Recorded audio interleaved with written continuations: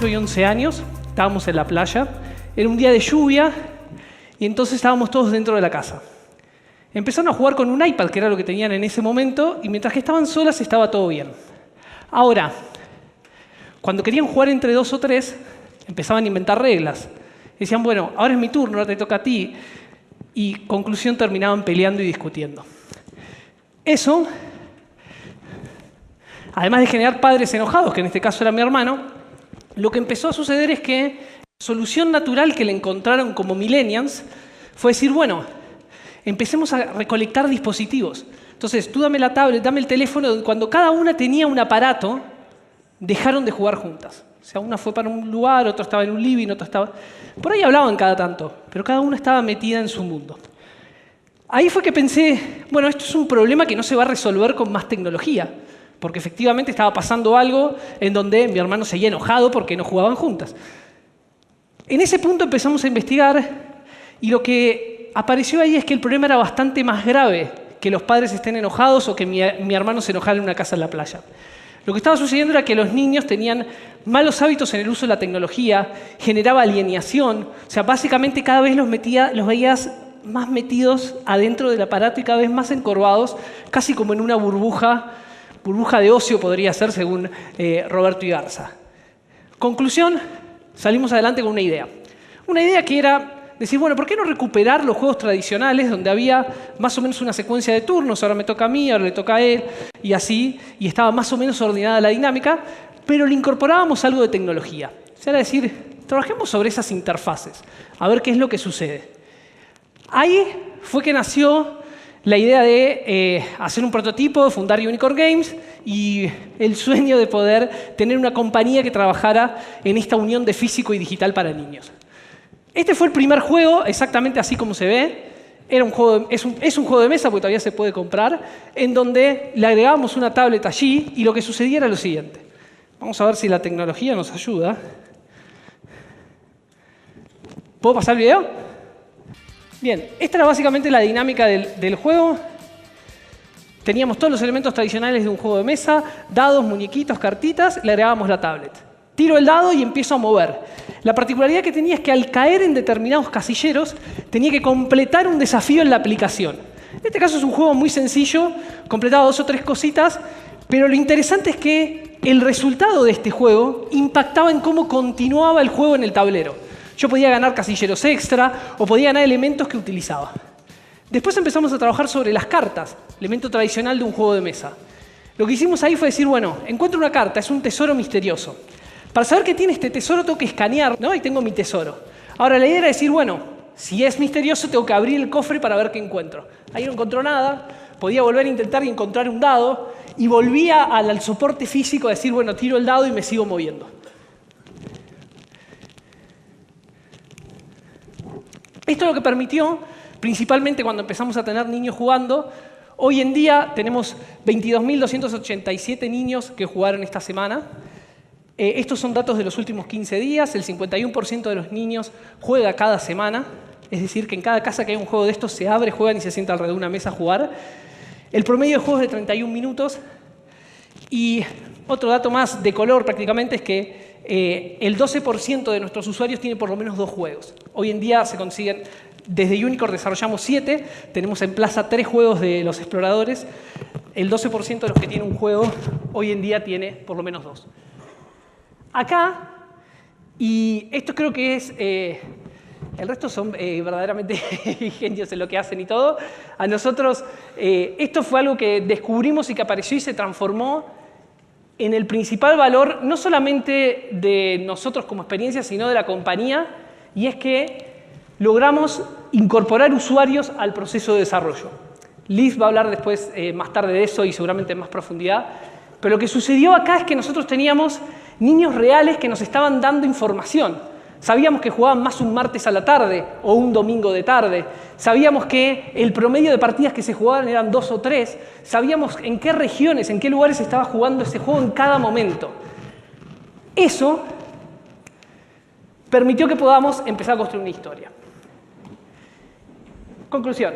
Se nos ocurrió una idea, validamos las interfaces. Una vez que logramos validarlas con un prototipo muy simple, la idea original era decir, bueno, trabajemos con licencias. Tenemos una idea, vamos a revolucionar la industria del juguete y el entretenimiento. Les cuento que no pasó nada. Entonces, cuando empezamos a avanzar en ese concepto y nuestro primer juego era de Scooby-Doo, desarrollamos un mundo 3D, manejabas la Mystery Machine, o sea, todas estas interfaces funcionaban con eso, se nos empezó a complicar el proceso. El proceso de aprobación de la marca era bastante más largo, cada vez que queríamos hacer algo nos limitaba porque encontrábamos interfaces muy ricas y no las podíamos implementar por la propia historia del juego. Y además a la larga íbamos a terminar... A ver, me paso acá. Hola. A la larga íbamos a terminar pagando una licencia. Entonces dijimos, bueno, empecemos a desarrollar una historia. Ahí empezó el primer desafío de los exploradores. Esta imagen fue lo primero que hicimos y básicamente fue porque como estábamos en un proceso de desarrollo de una compañía al estilo startup, que básicamente tiene que ver con hacer lo mínimo e indispensable de cada una que necesitas, lo único que hicimos fue esto, que era la tapa del juego. Hicimos este dibujo así en 2 semanas, porque queríamos, cuando tomamos esta decisión de hacer el pivot, teníamos un mes para empezar a entregar en los puntos de venta, y hicimos solamente esto y ahí empezamos. Cuando empezamos con esto, después dijimos, bueno, empecemos a profundizar en esta historia con los personajes, o sea, a ver qué es lo que pasa.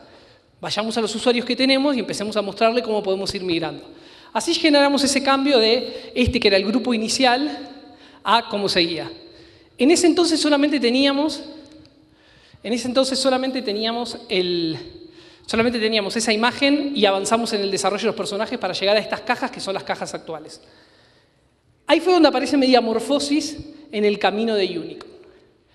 Básicamente, yo había participado en Mediamorfosis 2014 como parte de la audiencia, o sea, compré un tiquete, fui y estaba con estas ideas y a ver qué es lo que surgía. En ese momento se hablaba mucho sobre el transmedia y las cosas que se podían hacer. Entonces, ese año, a mediados de 2015, le escribí a Damián diciéndole, bueno, mira, estoy con este proyecto, estoy haciendo esto, he vendido unos juegos, sé que pasa tal y tal cosa, me parece que tengo algo, pero no sé cómo empezar a contarlo. Y creo que el camino es por un mapa transmedia. Ahí crucé unos correos con Damián, hablamos alguna vez por Skype y él me dice, mira, acá vos tenés algo interesante y es que estás poniendo un juego físico en el centro de la historia transmedia y tu historia empieza por ahí y me parece que eso no lo tenés que perder porque es su camino como natural. En ese año se hacía en Buenos Aires un concurso donde se presentaban distintos proyectos que tuvieran un formato transmedia y que podían participar para asistir a Power to the Pixel y había distintos premios. En ese margen Damián me dice, ¿por qué no aprovechás, te anotás en el concurso sin expectativas de que fuera a tener un premio ni nada, sino porque el mismo proceso de aplicación a ese concurso te va a ayudar a que puedas desarrollar tu historia? Entonces, empezamos con eso, el formulario pedía guión, la primera vez que escribimos el guión fue para completar el formulario, pedía un mapa transmedia, pedía un montón de soportes que no sabíamos ni siquiera cómo los íbamos a empezar. Lo importante de eso es que el concurso nos obligó a tener una fecha en la que había que entregar toda esa documentación y así fue. Presentamos, bueno, nos salió bastante bien, después como les pareció interesante este formato en el que estábamos incorporando usuario y todo eso, obtuvimos uno de los premios, gracias a eso pude viajar a Londres, participar de Power to the Pixel y ver un montón de cosas que se hacían en todo este mundo transmedia. Conclusión, este era el mapa, ¿no? Este fue el mapa donde ubicamos y empezamos a desarrollar contenidos en paralelo. Una de las primeras cosas que hicimos casi como natural y por el propio desarrollo y expertise de nuestro equipo fue lanzar un videojuego cuyo único objetivo era decir, bueno, conocí a un personaje que era Sebas, era uno de los personajes, estaba teniendo una pesadilla, corría por un bosque eterno y era un juego de los que vas moviendo y te mueves como por 3 carriles y haces así y saltan. Bueno, era un juego para una persona que el único objetivo para nosotros era decir, conocí un poco más a este personaje. Este personaje forma parte de una historia y forma parte de un juego que son los exploradores y así íbamos generando contenidos en paralelo. En ese momento teníamos hasta un blog que apuntaba a los padres, antes porque los niños, los hábitos, los nuevos hábitos de consumo, cómo son, qué es lo que está sucediendo, podemos agarrar y decir, hagamos un blog, informamos a los padres. Teníamos 15 visitas, de los cuales creo que 7 eran de mi familia, entonces mucho resultado no daba. Lo que hicimos con eso fue migrarlo a un micrositio en donde empezamos a comunicar cómo era la historia de los exploradores, quiénes eran, cómo eran los mundos, en qué conseguía cada una de las cosas, y ahí las estadísticas empezaron a crecer. Y empezamos a encontrar que había niños que les interesaba saber un poco más de esos juegos a los que estaban interactuando. La idea es que el mapa sigue, desarrollamos parte de publicaciones, la idea es hacer web episodios a partir del año que viene, en fin. Trabajamos mucho acá sí en el User Journey, que es el viaje que hace el usuario. Los exploradores tengan un lema que básicamente tenía que ver con observar, reflexionar y hacer, que se convirtieron en estos símbolos que después utilizaban los exploradores a lo largo de sus historias.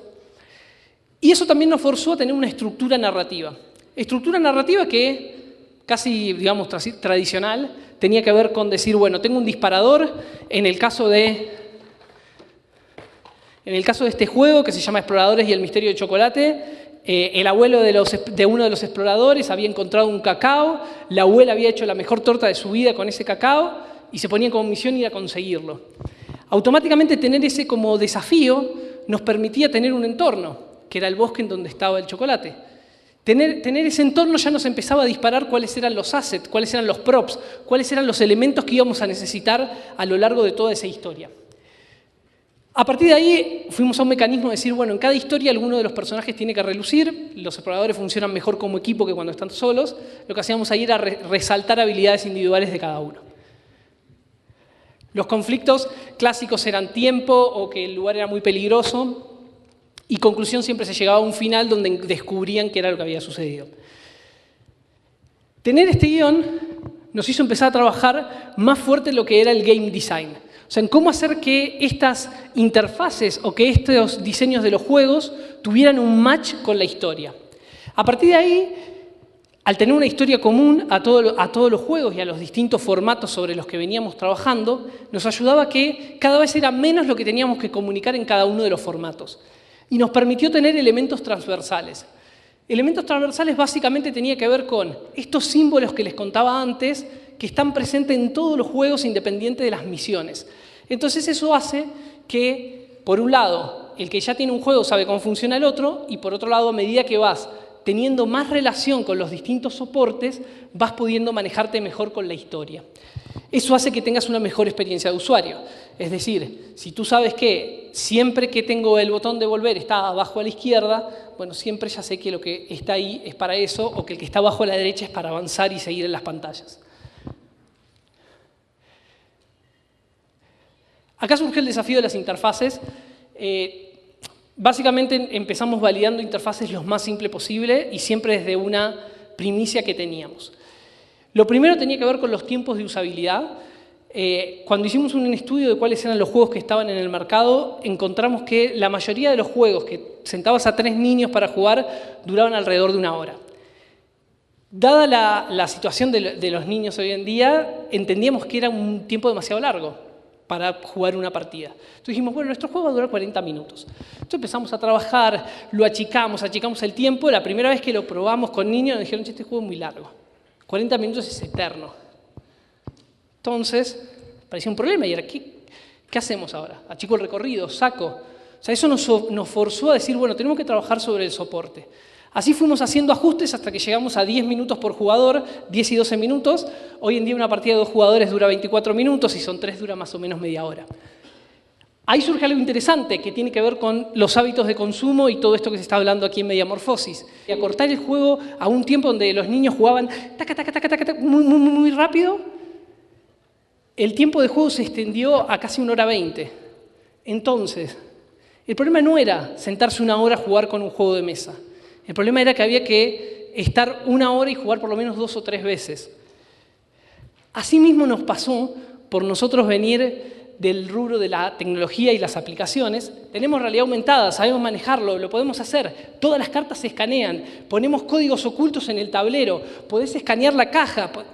En un momento escaneabas cualquier cosa que apuntabas, se escaneaba. Entonces, ahí entendimos que la tecnología no era la condición para que todas estas interfaces funcionen.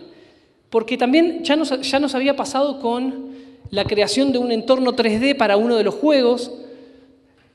En definitiva, lo que hicimos fue Caigo en un casillero, entré en la autopista, agarro la tablet y empiezo a manejar. Si manejo bien, avanzo 10 casilleros. Si manejé más o menos, avanzo 5. Y si choqué, pierdo un turno. Todo eso estaba muy bueno desde lo conceptual. Cuando lo pusimos en práctica y lo hicimos y desarrollamos, la experiencia se transformó en una cosa tan inmersiva que volvíamos a eso que teníamos a uno metidito hacia adentro y el resto que estaba esperando. Entonces, lo que empezó a suceder es que las curvas de aprendizaje de estos juegos y la curva de aprendizaje en el relacionamiento con la historia cada vez se hacía como más compleja. Entonces, para poder entender algo, tenías que consumir un montón de tiempo, tenías que jugar un juego, tenías que entrar a una página web, un chino, no sé si se usa la expresión acá, pero nosotros decimos, era algo muy complejo. Y ahí apareció otra cosa, y es esta, que es cross-generacional. Esto fue una habilidad que le apareció al juego o una característica que nosotros no la tuvimos en cuenta desde el desarrollo y apareció sola. Y es que empezamos a recibir mensajes de gente que nos decía, nos encanta su juego con mi hijo y mi mamá. Están uniendo 3 generaciones con un juego. Nosotros, la primera vez que vimos dijimos, ¿qué están hablando, no? Básicamente era el nieto, la madre y la abuela que estaban jugando a lo mismo. Ahí empezamos a entender que era un juego que atravesaba generaciones y el motivo real de eso era que tenía un soporte físico que era un juego de mesa, que si cualquiera de los que está acá o cualquiera que tenga más de 25 o 30 años agarra el juego y sabe en qué consiste. Los muñequitos van acá, tiro el dado, se mueve, hay unas cartitas, está todo claro. Esa era la función de los adultos en este juego, ordenar cómo empezaba. Ahora, había un momento que había que ir a una aplicación y hacer un desafío. Ahora digo yo cómo es. Esto tocas acá y se empezaba a existir una conjunción de estas dos, digamos, de estos dos grupos de edades que estaba buena y que se generó prácticamente naturalmente, digamos. Volvemos al mapita. Hicimos el juego, lo validamos, empezamos a vender, teníamos usuarios, desarrollamos una historia. Hasta ahí estaba todo muy lindo, pero lo nuestro era una compañía y necesitábamos que esto de ingresos, plata, había que monetizarlo de alguna forma. Lo que hicimos en ese momento, o el formato natural que le encontramos, fue, pues estamos hablando de un soporte físico. Esto no era algo tan fácil que decía, bueno, lo pongo online y empiezo y salgo para cualquier lugar que pueda. O sea, hacía falta fabricarlo, distribuirlo, ponerlo en un camión, cerrarlo, que llegue a un punto de venta, que esté en una góndola y que alguien vaya y lo compre. Entonces, estábamos ante un problema que le encontramos esta solución, asociándonos a fabricantes locales, definiendo que nosotros trabajábamos fuerte y seriamente en el desarrollo, o sea, en la creación del juego y del concepto, sabiendo que cuando llegara a los niños iba a ser algo que iba a ser atractivo. Y por otro lado íbamos a trabajar desde la otra punta del mercado en comunicación para hacer que existieran usuarios que pidieran este tipo de juegos. Eso terminó dando origen a lo que se convirtió en un modelo de negocios que tiene que ver con la venta de unidades de juego. O sea, cada vez que se vende una de estas cajas, nosotros, dependiendo del país, obtenemos ingresos por la aplicación entre $2 y $3. Lo particular que tiene eso es que tú validas la aplicación con una tarjetita que está dentro de esa caja. Entonces estamos vendiendo una aplicación premium. Todos nuestros usuarios son de pago, ya pagaron para poder usarlo. No tenemos usuarios gratuitos. Lo único es que la forma en la que pagaron fue comprando un juego de mesa en el que adentro estaban pagando el valor de la aplicación, donde quitamos de encima al intermediario de Apple Store, Google Play, tarjeta de crédito, el niño poniendo el padre que sí, que no, que pago, no pago, lo que fuere. La segunda línea de monetización que obtuvimos fue el IP, las propiedades intelectuales. Hoy en día, nosotros arrancamos probando estas interfaces.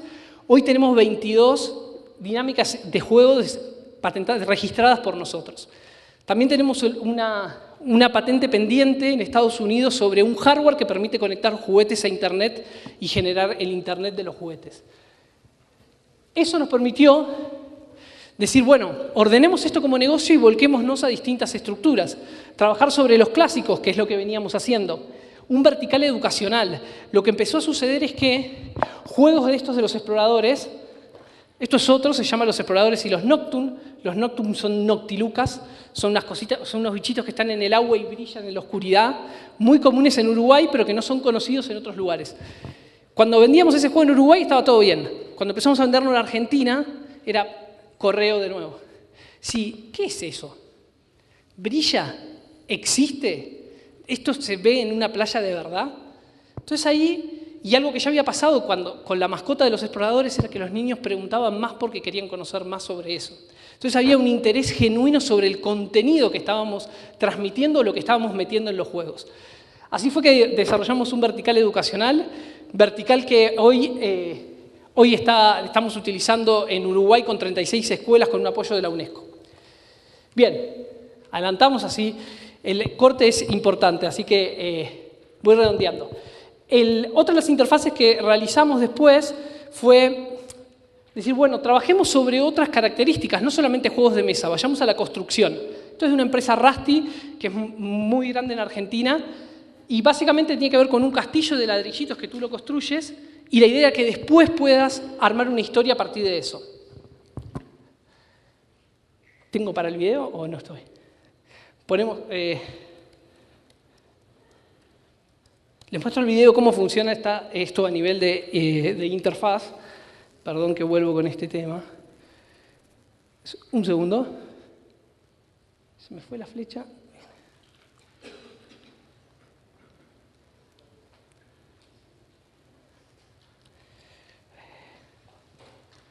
Ok, perdón, Esto es, si puede fallar en algún momento, falla acá. Eso está...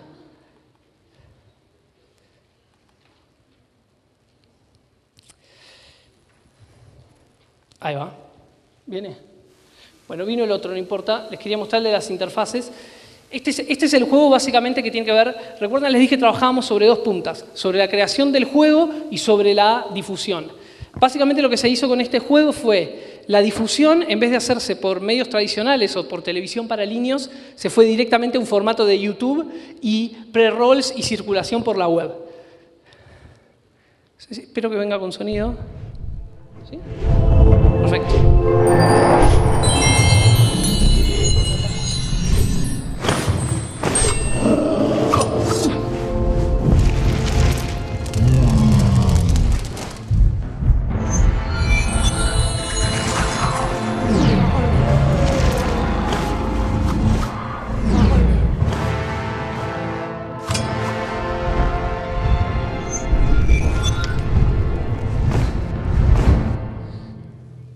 Presentación.